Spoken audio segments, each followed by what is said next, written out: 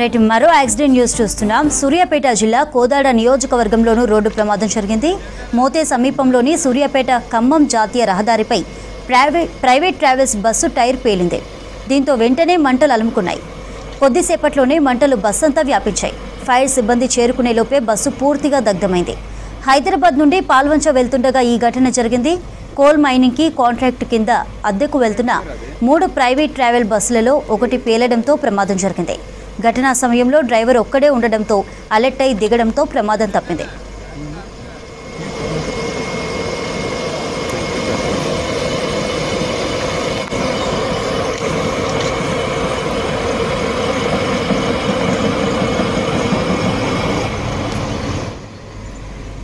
సూర్యాపేట జిల్లా కోదాడ నియోజకవర్గంలో రోడ్డు ప్రమాదం జరిగింది.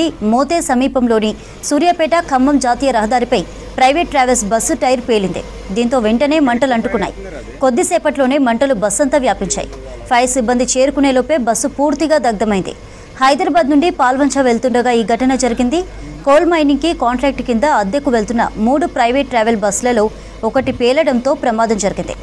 ఘటనా సమయంలో డ్రైవర్ ఒక్కడే ఉండడంతో అలర్ట్ అయి బస్సు దిగడంతో ప్రమాదం తప్పింది.